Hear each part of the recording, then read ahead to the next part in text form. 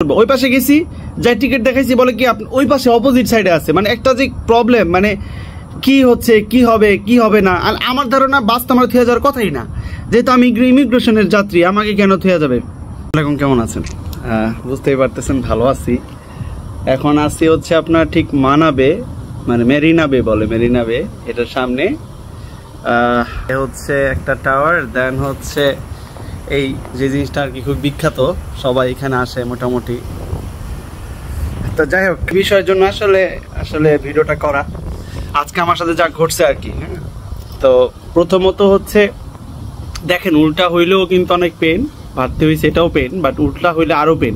যেমন আমি বুঝাই বলি, আমরা যখন আপনার মালয়েশিয়া থেকে আসি, অনেক স্টেশন আছে, বাট উডল্যান্ড আপনার যে চেক পয়েন্ট, এটাই মূলত আপনার ম্যাক্সিমাম আসে আর কি। তো উডল্যান্ড চেক পয়েন্ট, যেটা উডল্যান্ডস চেক পয়েন্ট, এটা হচ্ছে আপনার মালয়েশিয়া বর্ডার পার হয়ে দেন হচ্ছে আরেকটা গাড়ি, ওই গাড়িতেই আপনাকে ওদের বর্ডারে নিয়ে আসে। এটা একটা জাস্ট কাইন্ড অফ একটা নদীর মতন বা একটা লেকের মতন বলতে পারেন, পার হয়ে জাস্ট নিয়ে আসে। এর আগে একটু রাস্তা আছে, বাট আপনি হাইটা যেতে পারবেন না, এটা হাঁটা রাস্তা না। ওকে, এখন কি হয়েছে, আপনি স্বাভাবিক ইমিগ্রেশন কমপ্লিট করলে যেটা হয়, আমাদের নেট থাকে না, আদার্স ইস্যু থাকে, একটা পেইন পাইতে হয়। তো ওই সময় হয় কি, ফার্স্ট টাইম যেহেতু প্রবলেম, তো এখানে কয়েকটা নোট করেন যে জিনিসগুলো বেশি জানা জরুরি। মালয়েশিয়াতে লাগেজ চেক করে না, এটা আগে একটু বুঝেন। কেন বলতেছি, মালয়েশিয়া আমার যে প্রবলেমটা হয়েছে, আসলে বাস যে চলে গেছে, বাসেরও দোষ দিতেছি না। এখানে যেটা হয়েছে, উপর থেকে যখন আমি লাইনে নামতেছি, তো নর্মালি যে কোনো দেশে আমরা যখন ইমিগ্রেশনে যাই, তো ওইখানে কি হয় যে আমরা লাগেজ চেক করে ইমিগ্রেশন কমপ্লিট করার পরে বা আদার্স ইস্যু থাকে। বাট এখানে যেটা হয়েছে, কোনো লাগেজ চেক করে না, জাস্ট আপনি ইমিগ্রেশন শেষ, সিল মেরে দিবে, নেমে যাবেন। কিন্তু নো ওয়ান, মানে কেউ আপনাকে একটা আছে না যে এইদিকে যান, এইদিকে গেলে আপনাকে বাস আছে, বা বাসওয়ালা বইলা দিবে যে তুমি জাস্ট ইমিগ্রেশন সিল মেরে আইসা পড়বা। এই জিনিসটা আমার কাছে খুব বিরক্ত লাগছে, যে তারা কোনো মানে ডিরেকশন নাই যে কিভাবে যাব কিভাবে আসবো। জাস্ট নামাই দিছে, লাগেজ নিয়ে সবাই নেমে যাও। ওকে, লাগেজ নিয়ে নেমে গেছি, নেমে যাওয়ার পরে উপরে উঠছি। তো যখন লাগেজ নিয়ে নামতে বসছে, তার মানে অটোমেটিকলি মাথার মধ্যে আসে যেখানে লাগেজ চেক করবে। ওকে ফাইন, লাগেজ যেহেতু চেক করা নেই, প্রবলেম নাই। তো এখানে প্রায় 5 ঘন্টার উপরে জার্নি, মাঝখানে 20 মিনিটের বিরতি দেয়।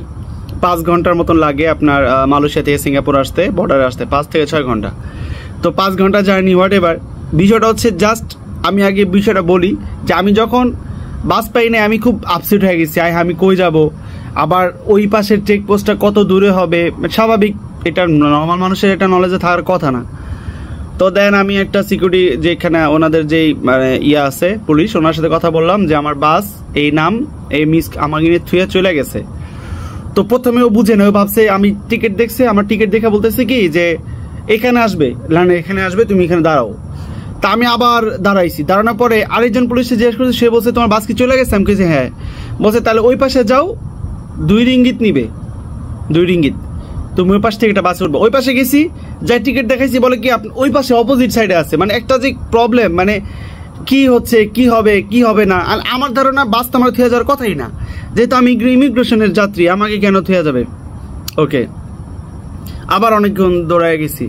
লাস্ট ভিডিওটা যেটা করছি, দৌড়ে আসার সময় মানে এত অস্থির লাগতেছিল যে কি হলো বা কি হবে। বাট যখন শুনছি 2-3 রিঙ্গিতে যাওয়া যায়, বাট তখন একটু রিল্যাক্স হয়েছে। ওকে ফাইন, আসছি, আসার পর একটা বাস, ওইখানে ওইটা আরো দূরে যায়, আমাকে যে জায়গায় নামাইছে সেখান থেকে আরো দূরে যায়, উডল্যান্ডস থেকে আরো, মানে এখানে হয় কি, যেমন আমাদের বাংলাদেশ থেকে ইন্ডিয়াতে বাস যায়, সিটিতে বাস যায়, বর্ডারে বাস যায়, এখানে একদম শহর পর্যন্ত বাস যায়। বাট আমি কি করছি, আমার রিল্যাক্সের জন্য, এই যে একটা পেইন দেখেন না বাস থেকে জায়গা, এই পেইনটা যেন না হয়, এই জন্য জাস্ট আমার রিল্যাক্সের জন্য আমি বর্ডার পর্যন্ত টিকিট কাটছি। বর্ডার বলতে মালয়েশিয়ান বর্ডার পর্যন্ত, এই বাস মালয়েশিয়াতে আসছে। ওকে, দেন একটা বাস আমাকে নিল, হোয়াট এভার, আমার কাছে ভাঙটি ছিল না, তো আমার কাছে 1 রিঙ্গিত ভাড়া রাখছে অনলি। না 1 রিঙ্গিত বলতে, হ্যাঁ 1 রিঙ্গিত, 1 রিঙ্গিত মিন ধরেন আপনার 25 টাকা, 26 টাকা বা 30 টাকা। নর্মালি 2 রিঙ্গিত ও বইলা দিচ্ছিল, বাট যেহেতু এটা রানিং বাস, ও আমার কাছে 3 রিঙ্গিত চাইছিল। আচ্ছা, এটা একটা ইস্যু। তো এখন এটা করণীয় কি, আপনি যখন ধরেন সিঙ্গাপুর থেকে বাই রোডে মালয়েশিয়া ঢুকবেন, তখন কিন্তু একটা পেইন দেখবেন, আপনাকে থুয়ে যদি বাস চলে যায়, 6 ঘন্টা রাস্তা। মেইন ইস্যু হচ্ছে এই জায়গায়, 6 ঘন্টা যদি আপনাকে রাইখা চলে যায়, গন, আপনি শেষ। তো ওই জায়গার জন্য যেটা করণীয়, আপনি সিঙ্গাপুরে তো জাস্ট বাই ডিফল্ট নিজেটা নিজে করতে হয়, সো সিঙ্গাপুর ডান। মালয়েশিয়াতে গিয়ে আগে লাইনে দাঁড়াবেন, জাস্ট চেক হয়েছে, ব্যাগেজ কোনো চেক হয় না, লাগেজ কোনো চেক হয় না, সো জাস্ট নেমে আপনি বাসে উঠে যাবেন, কাউকে দেখাইলে বলে দিবে বাস কোথায় দাঁড়ায় থাকে, বাসে উঠে যাবেন।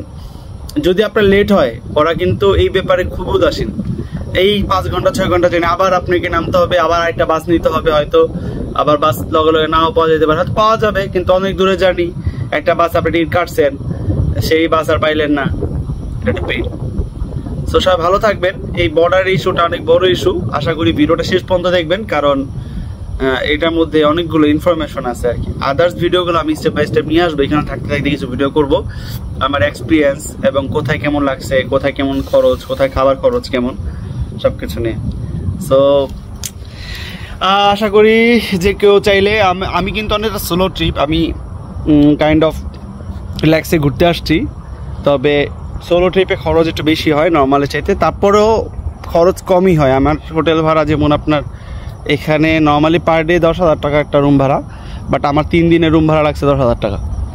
সো আমি এটা সিস্টেম করে নিছি। তো এর মধ্যে হাত ছিল আলমগীর ভাই, অনেক ধন্যবাদ ভাইকে। সো ভিডিওটা অনেক বড় হয়ে যাচ্ছে, আর ভিডিও বড় করতে যাচ্ছি না। সো সবাই বুঝতে পারছেন আশা করি।